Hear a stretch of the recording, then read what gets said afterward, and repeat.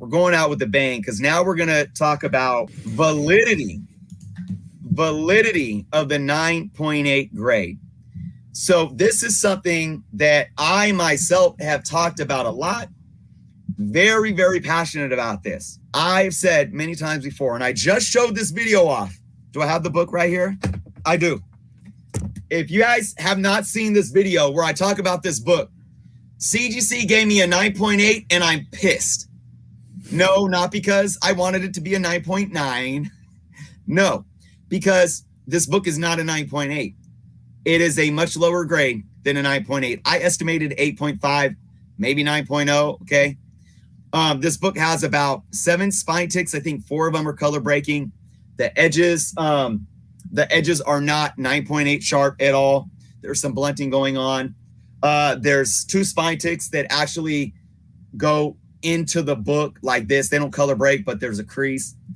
This is not a 9.8 book, and it's a problem. So I'm all about the fact that you could take, and then I sent in, I don't have those here, but I sent in 2 books, brand new books. They came back 9.6s. I pressed and cleaned them too. Hot off the rack, never handled by anybody else but me, pressed and sent out, and those get 9.6s. I can't see one flaw on them. That one comes back a 9.8. I'm always saying, unless 9.6s can have defects that are non-pressable. It is true, a 9.6, according to any grading guide out there, even the one that I use like a Bible, and I highly recommend this Overstreet Guide to Grading comic books. A 9.6 can have maybe like 1 color breaking spine tick, something like that. You can't press that out. So if you have a 9.6 that comes back and you see a color breaking spine tick, there's probably no point in, well, I don't know, because the way this got it up. But, you know, being realistic here, don't spend your money. Don't try to press and clean it and send it back in to get a 9.8. It's got a non-pressable defect. But there are many 9.6s that have pressable defects, or that I can't see any defects at all by my human eye, that I guarantee you, if you send in a few times, send it in 2, 3, 4, 5, 6 times the CGC, one of those times, it's going to come back a 9.8. The same with all your 9.8s. The same with all your 9.8s. I guarantee you, if you went and spent $40,000 on a Hulk 181 9.8 and cracked it open, and remember, that's like $20,000 more than a 9.6. You can spend 40 G's on that book, crack it open just for the sake of it. I mean, crap, you got money to blow. You just spent 40K on a comic book. Right. So take a couple $100s and send it back into CGC a few times. I guarantee you, one of those times, it's going to come back a 9.6. You can do the same thing with a 9.6. Spend 20K. You still got 20K in your pocket that you save from not buying a 9.8. Spend a couple $100s and send it into CGC a few times. I guarantee you, one of those times, as long as there's no non-pressable defects, it's going to come back a 9.8. And then you can go put it up on eBay or Heritage and sell it for 40K. And then you can keep doing it. You can go buy 2 9.6s and keep doing it. Then you can turn those 2 9.6s into into 9.8s. Flip that for 4 9.6s. Flip that for 8. And anyways, I'm getting carried away. Yeah. This is where I'm at. So Swaggle Haas, I got to hear, and I have a solution. I want to hear your point, your feedback here first, though. What are your thoughts on this? Am I crazy? Am I over exaggerating? You're not crazy. You're not over exaggerating, because this is legitimately a thing that people do, right? Like, this is legitimately a thing. There's like, I know a lot of people in our community that will absolutely buy 9.6 slabs, crack it, try to go for the 9.8 and get back 9.8s. And then they make whatever that, return is. And so it just goes to show, like you said, I mean, outside of like a very clearly defined sort of defect that is like why you can maybe understand why something is a 9.6. I mean, the difference of 9.6s and 9.8s is what kind of breakfast the grader had that day. You know what I mean? Like, that's really like what kind of mood they're in. It's like, I have this book right here that I picked up, this Hawkeye one that's a 9.6. And I've been looking at this thing every single day trying to understand what is wrong with it, and I can't figure it out. I mean, maybe it's something that maybe it's something I'm just not seeing because of the case itself. And you bought it graded? I did buy it graded. So I would love to, maybe sometime in the future, I will crack it and do it just for like the content of a video, just to see and be like, okay, cool. Here's my experiment. And we do, keep them, we do have to remember that there could be something inside the book. Inside, yes. Yeah. Even with the new book, I mean, maybe there could just be one small little, well, in a 9.8, you would think it'd be more than one, because I went over this. Negligible defects can be on a 9.8. So, which are things that are barely being able to see into the human eye. But, maybe there's a little ding on an inside page. Yeah. But yeah, I mean, and I want to make it clear here. I'm not, it's so, you can't win as a content creator here on YouTube or anybody that talks about comics. You're not going to appease everyone all the time. If I say something good about CGC, I get hackled. If I say something negative about CGC, I get hackled. I support all grading companies. I want them to succeed and do their best. And this isn't just about CGC. I'm sure this happens with CBCS as well. We're not even going to talk about the one that starts with a P. That's a whole nother story. But this is a grading company issue, in my humble opinion. We all know that grading is done by humans and it's going to be subjective. That margin of error, though, should not be as wide as it is, especially when it comes to 9.6s and 9.8s, especially if we're dealing with the differences of, like we use Hulk 181 as an example, thousands of dollars. Right. Depending on what mood the grader is in that day, what he had for breakfast, or, if his wife said yes or no to his marriage proposal that morning. We don't know. We can't have this much room for error. It has to be more transparent. And I always use the baseball analogy where you have a strike zone, right? And there's human umpires behind the plates, and you're going to get a margin of error. But if anybody watched the Giants and Dodgers, and I'm not talking about the check swing, I think it was game 3, umpire Angel Hernandez. He was horrible for both teams. If anybody knows baseball, a strike zone is basically a rectangle like this, right? Well, MLB electronically monitors every single pitch thrown. So every pitch that's inside this little square box in front of home plate should be called strikes. Everything outside should be called balls. His strike zone was like this, was like, over way for both teams, right? So, okay, margin of error. Okay, there was a ball that was like thrown right here. Okay, it was called a strike. Right here, called a strike. That's the subjective nature of human error.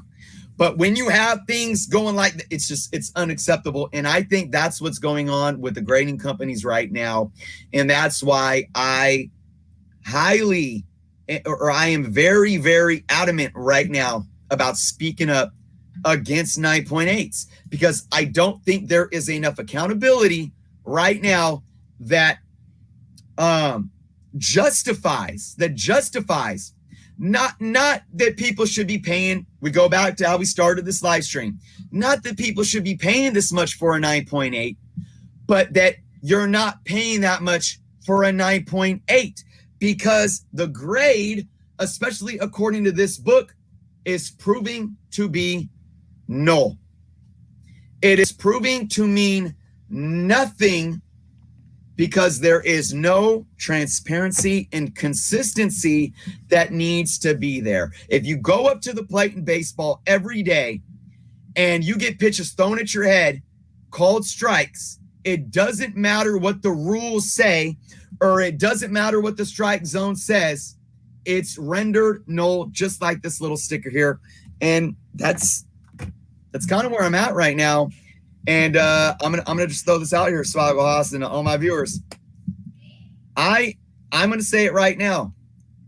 I am an advocate for ridding the 0.2 grade points. So for those that don't know, it goes 0.5 to 0, So you got your 5.0, 5.5, 8.0, 8.5, 9.0. Once you get to 9.0, it's every 2 points. 9.2, Right. 9.4, 9.6, 9.8, and then the 9.9 and 10.0s. I'm ready to be done with them and just do a 9.0, 9.5, and then subjectively look at a 9.9, similar to how we look at a 9.8, and then still have that 10.0 gem mint. What are your thoughts on that?